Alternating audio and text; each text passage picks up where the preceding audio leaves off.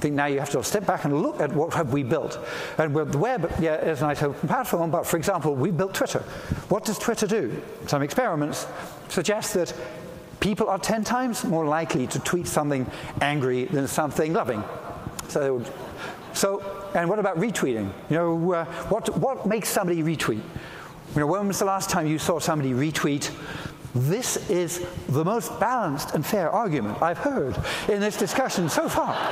Not really, no. They will, yeah, sometimes retweet something they love, but it's something they really hate, and it really sucks. They will retweet and retweet, and they will flood the internet, and they will become a meme, and people will do pictures of it.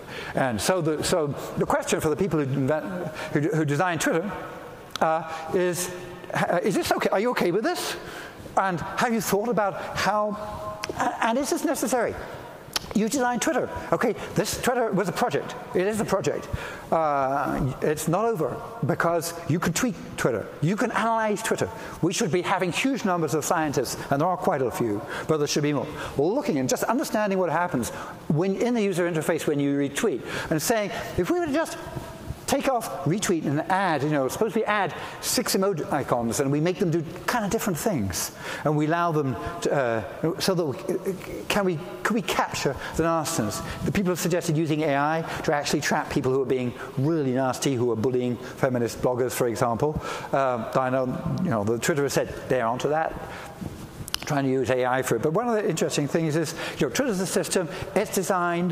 You know, the problem with For some people, the problem with climate change is getting them to realize that it is anthropogenic, like it's made by people. Sometimes I think with Twitter, the problem is getting people to realize it's anthropogenic too. That we made Twitter. We can change Twitter. We made Facebook. If we look back at an election and we realize that a large amount of the election result was swayed by targeted advertising on Facebook, and we think about targeted advertising by a political party.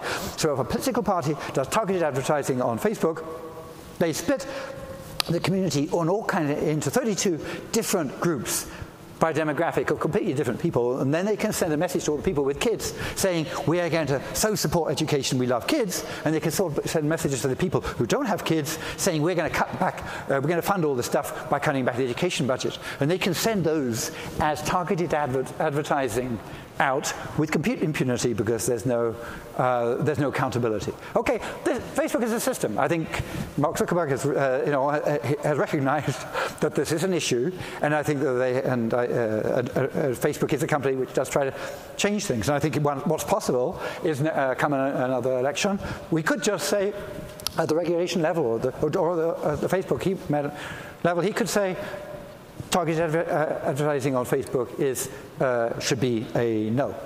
Not if you're selling clothes, please give me targeted advertising. It's going to be so much more interesting to me than untargeted advertising. But if you're selling a political idea, no, I want to hear exactly what you're saying to everybody else. Otherwise, you're cheating.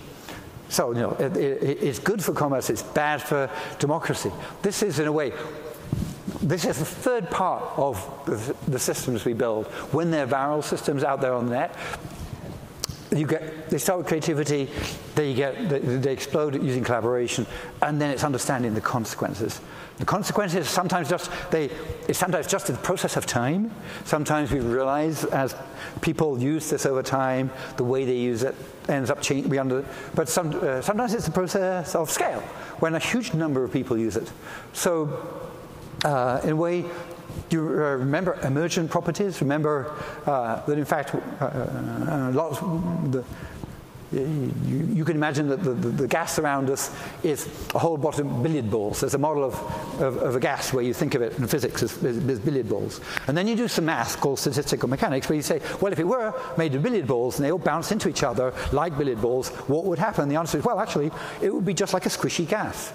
If they were very, very small billiard balls, it would be, you could say, here's the math. Yeah, it would be squishy, and if you heated it, it would get bigger and stuff. So you can derive the squishy properties of the gas as the macroscopic behavior of all these little billiard balls. The difference between the emergent macroscopic behavior and the microscopic behavior can be very different. So if you produce something, if you produce a way for two people to do something together on the internet, what is that going to do when you have billions of people doing that as a mass, and they act like a gas, like they act like neurons in a brain, because there's about as many web pages out there as there are neurons in your brain.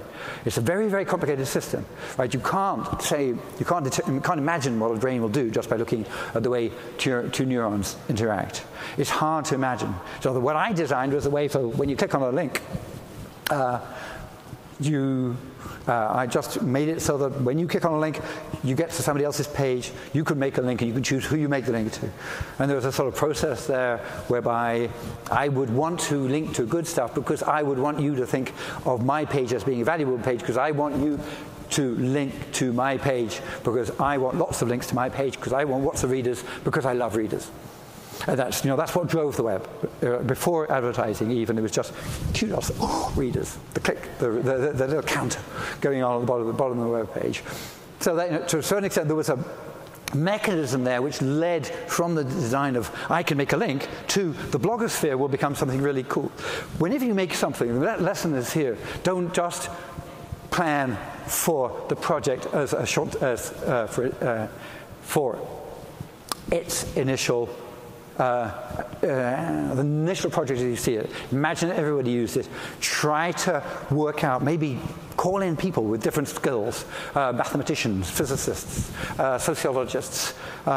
This is very multidisciplinary. So call in people with different skills. Try to really figure out how is it going to affect what is going to be the macroscopic effect on humanity when you've deployed this thing. And we need to go to people like Twitter and Facebook and Reddit and so on, and get them to really look at the systems they've built, and maybe look at how we can tweak them to be better. When we make new systems, we should bear this in mind, and we should try to build systems so that we've got not just the local interactions, but the large-scale effect in mind at the end. So that is for the web, something which is really important. We call it web science. It's thinking about the macroscopic consequences. For things that have been built on the web, it's really important. And we need to hold people. But particularly for everything that you are building, you need to also have that. It's not just about building the system. Thinking about if everybody ended up using this, what would be the effect on humanity? Thank you for listening.